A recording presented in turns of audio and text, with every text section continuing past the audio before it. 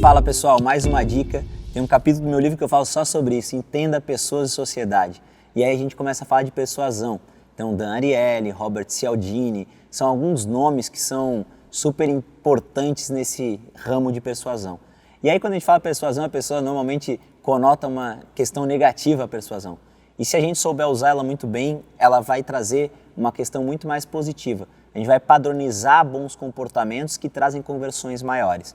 Vou dar um exemplo bem clássico, tá? O Robert Cialdini tem um laboratório em Boston e ele fez um estudo que as pessoas botavam a mão numa água congelante e tiravam. Alguns dias depois elas voltavam, botavam a mão nessa água congelante, tiravam da água congelante e botavam numa água muito fria, mais uns 10, 15 segundos. E ele pergunta, mas não congelante. E ele perguntava qual era a pior experiência. E todas elas entendiam que a pior experiência era a primeira, que ele ficou menos tempo e botou a mão só uma vez numa água desconfortável. Por que isso acontecia? Porque a segunda vez a água não era tão congelante assim. Então a tua última experiência é que tu leva para casa. Eu gosto de dizer que no MasterChef, por exemplo, eles sempre falam que a sobremesa muitas vezes salva o prato principal. E qual é a última coisa que a gente fala numa apresentação de vendas normalmente? Sobre preço. Cuidado, não é essa informação que você quer que ele leve para casa. Você vai falar sobre preço e depois vai transformar preço em ROI. O que ele vai ter de benefícios, quanto tempo ele tem uma estimativa de retorno sobre aquele investimento. É assim que você precisa acabar a tua apresentação. E isso é persuasão.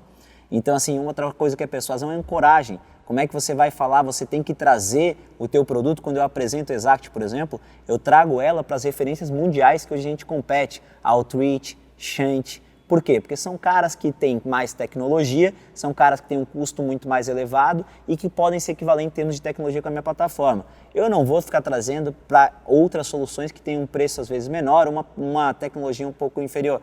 Isso não é vantagem para mim. Eu tenho que saber aonde me ancorar. Então, se ancorar, muitas vezes, é muito mais fácil para o cliente entender a valoração daquilo que ele está consumindo de ti. Então cuida, com coragem, isso é outro gatilho mental. Então assim, saber usar persuasão, arquétipos, eu falo aqui um pouquinho sobre os arquétipos, saber usar isso a teu favor e tornar isso padrão e processual faz com que as tuas conversões subam. Então super indico, busquem o tema persuasão e façam que o tema persuasão esteja dentro do teu processo, na tua apresentação de venda e no teu follow-up de venda, tá certo? Espero que tenha sido rica essa dica e que seja super prática e ajude no dia a dia.